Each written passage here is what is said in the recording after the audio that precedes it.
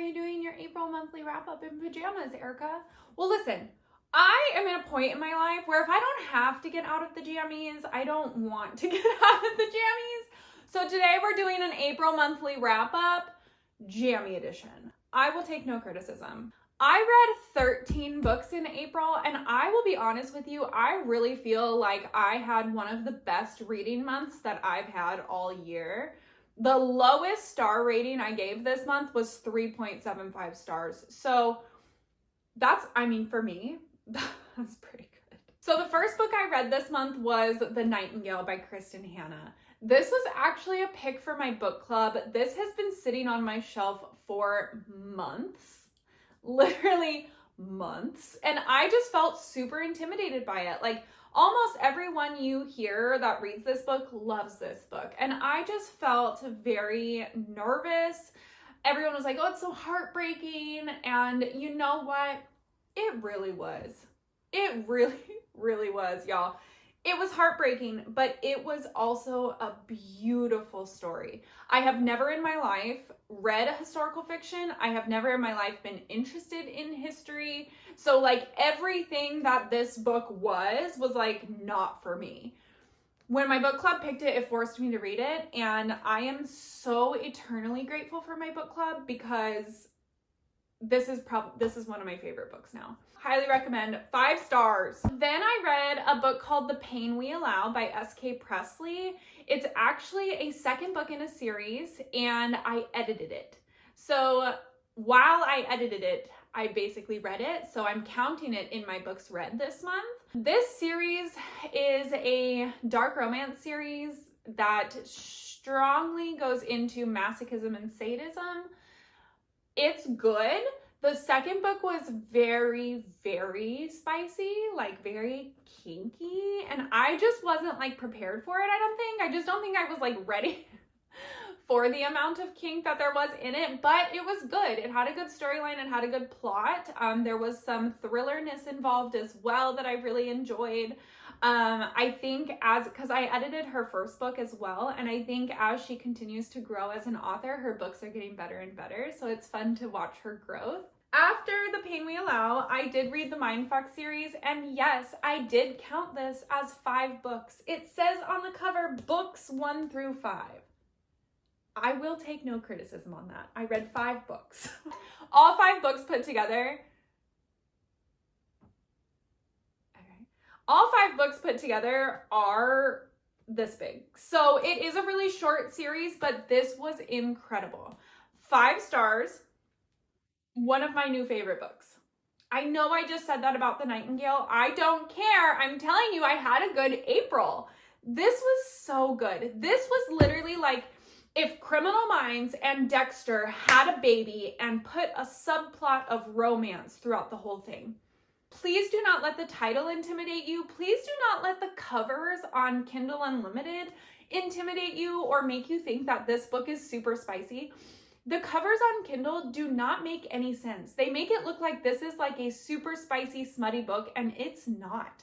It's not very spicy, and to be honest with you, it didn't need to be. The plot in this book was so absolutely captivating that I was not missing the spice, not even once. Love this.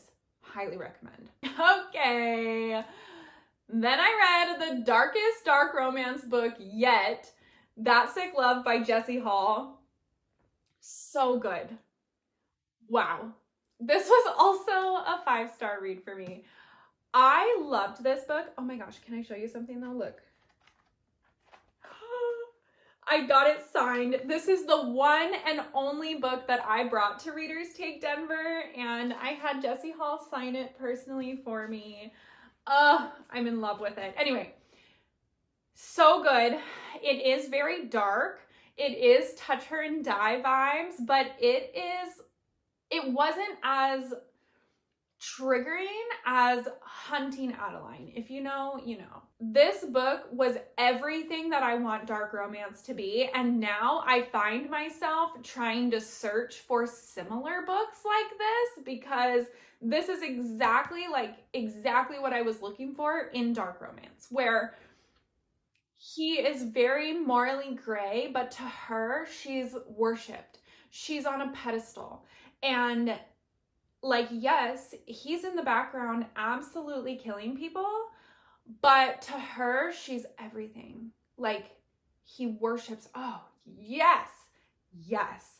Also, if you have any religious trauma, this book might not be for you. Or if you are very religious or actively go to church, this book also might not be for you. Just keep that in mind. But 5 stars for me. I loved this book. Seriously though, if you have any recommendations on anything like this, please put them in the comments. Then I read Unfurl by Elodie Hart. Actually, you know what? I actually read this one. Well, let's be honest. I read about this much of this one, All He'll Ever Be by Willow Winters, and then I DNF'd it. I did. I DNF'd it.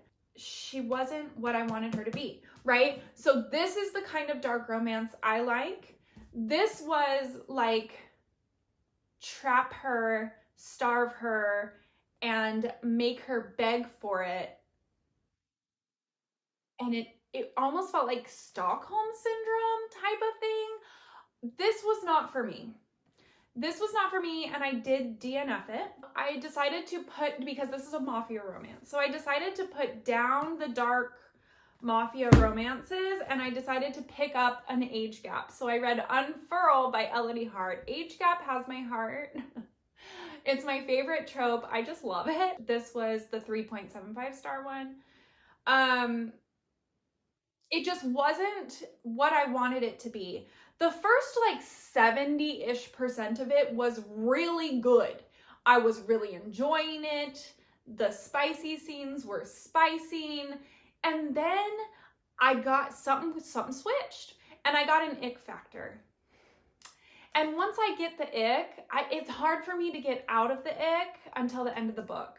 So I haven't decided to DNF the whole series. I do want to continue reading to see if I still like it, but this one, it just wasn't, it just didn't do it for me.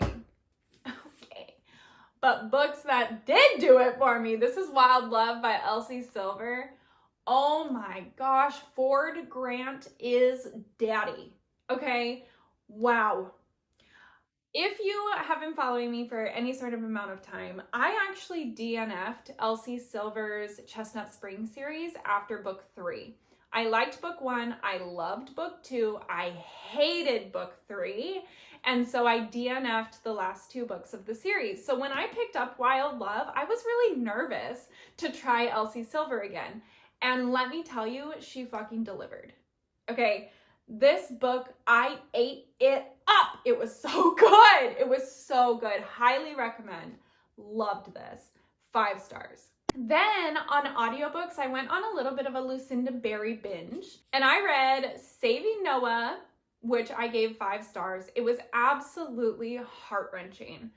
I have learned that Lucinda Berry, in my opinion, for me, doesn't write like the thriller books that I think of. The thriller books that are like twisty and turny and like, who did it? What's gonna happen? She doesn't write books like that. She writes really fucking disturbing dramas. Like, they're just disturbing ass stories. And Saving Noah was that. It was very disturbing. As a mother, it was absolutely heartbreaking.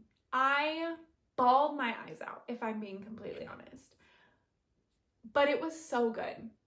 I really enjoyed the read. There was never a moment that I was bored. There was never a moment that I wanted to be reading something else. I just had to know what happened. It was so captivating, but so heartbreaking at the same time. After Saving Noah, I read Phantom Limb by Lucinda Berry. That one was actually much more thrillery than Saving Noah. Now, it is labeled as a psychological thriller, so I think maybe that was my first one. I've never read that genre before, and it was interesting. I just was like, what's going on for like 99.9% of the book? But it was good. It was good. It was captivating. I really wanted to know what was happening. My brain was like constantly going with theories of like, what? actually happened? What's going on with her? It was just, I gave it 4 stars. I gave it 4 stars.